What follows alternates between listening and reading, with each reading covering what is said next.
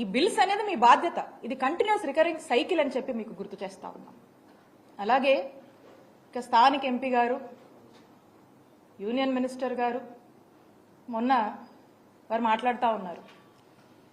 ఏమని మాట్లాడుతూ ఉన్నారు? ఆరోగ్యశ్రీకి డబ్బులు లేవని, పేషెంట్లకు వైద్యం అందించలేమని,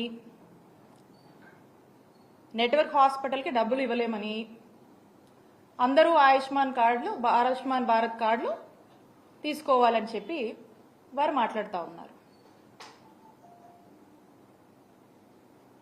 అసలు ఇక్కడ నాకు ఒక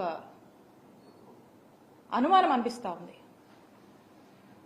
కూటమి ప్రభుత్వంలోని ముఖ్యమంత్రి చంద్రబాబు నాయుడు గారు ఏమైనా వారి మనస్సులో ఉన్నటువంటి మాటల్ని మరి ఈ మంత్రుల ద్వారా ఏమన్నా ఎక్స్ప్రెస్ చేయిస్తున్నారా అనేటువంటి అనుమానం కూడా మాకు కలుగుతూ ఉంది. ఏమని?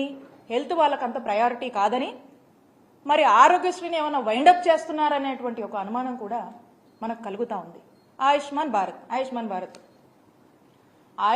భారత్ కార్డ్స్ వాళ్ళకున్నటువంటి టెక్నికాలిటీస్ కావచ్చు, వాళ్ళు మనకు ఇస్తున్నటువంటి దీని ప్రకారం మనం చూస్తున్నట్టయితే 60 లక్షల మంది కుటుంబాలకు ఆయుష్మాన్ భారత్ కార్డు వర్తిస్తుంది మన రాష్ట్రంలో.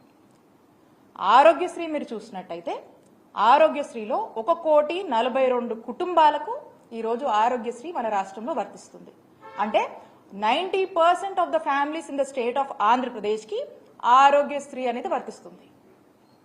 మరి 60 లక్షల మందికే వర్తించేటువంటి ఆయుష్మాన్ భారత్ కార్డ్స్ని అందరూ తీసుకోవాలి, దాన్నే వాడుకోవాలంటే 60 లక్షల మందికే వర్తించేటువంటి ఈ ఆయుష్మాన్ భారత్ కార్డ్స్ మరి మిగతా వాళ్ళ పరిస్థితి ఏంటి?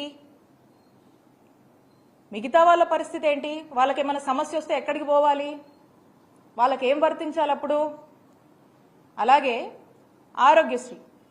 ఆరోగ్యశ్రీలో మనము 3,257 ప్రొసీజర్స్కి మనం కవర్ చేస్తాం ఆరోగ్యశ్రీలో. మరి ఆయుష్మాన్ భారత్ 1949